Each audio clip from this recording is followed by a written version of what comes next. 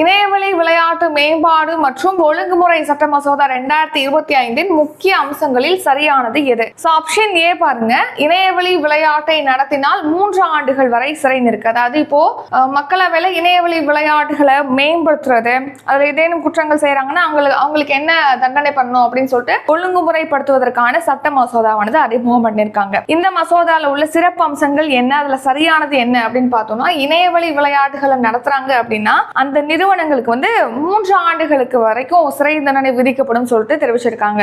விளம்பரம் செய்யறாங்க, சோ இந்த இணையவழி விளையாட்டை பண்ணுங்க அப்படின்னு சொல்லிட்டு அட்வர்டைஸ் பண்றாங்க இல்லையா, அப்படி விளம்பரம் செய்யறவங்களுக்கு 2 ஆண்டுகள் வரைக்கும் சிறை தண்டனை அப்படின்னு சொல்லிட்டு தெரிவிச்சிருக்காங்க.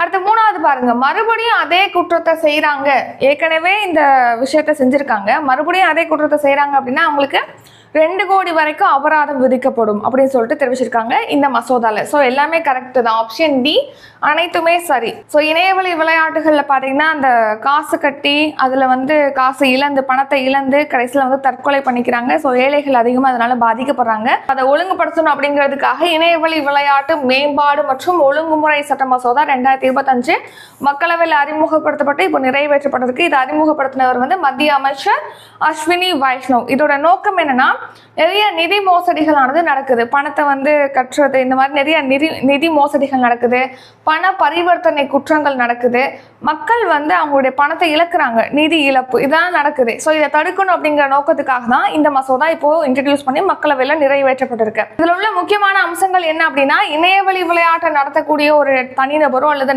நிறுவனங்களுக்கோ அவங்க இணையவழி விளையாட்டுகள், சூதாட்ட விளையாட்டுகள் இந்த மாதிரி நடத்துறாங்கன்னா அவங்க 3 ஆண்டுகள் வரைக்கும் சிறை தண்டனை வழங்கப்படும் அல்லது 1 கோடி ரூபாய் வரைக்கும் அபராதம் விதிக்கப்படும் சொல்லியிருக்காங்க. அடுத்து இந்த இணையவழி விளையாட்டுகள் தொடர்பாக இப்போ ரம்மி, போக்கர் இந்த மாதிரிலாம் கேம் இருக்கு இல்லையா, பணத்தை கட்டி இந்த சீட்டு விளையாட்டுலாம் விளையாடுறாங்க இல்லையா, அந்த மாதிரி விளையாட்டு விளம்பரம் செய்யறாங்க அப்படின்னா அவங்களுக்கு 2 ஆண்டுகள் வரைக்கும் சிறை தண்டனை அல்லது 50 லட்சம் வரைக்கும் அபராதம் விதிக்கப்படும் அப்படின்னு சொல்லிட்டு தெரிவிச்சிருக்காங்க. அடுத்து மீண்டும் செய்த குற்றத்தை மறுபடியும் செய்யறாங்க அப்படின்னா 2 கோடி வரைக்கும் அபராதம் விதிக்கப்படும் மற்றும் 5 ஆண்டுகள் வரைக்கும் சிறை தண்டனை விதிக்கப்படும் சொல்லிட்டு இந்த மசோதாவில் தெரிவிச்சிருக்காங்க.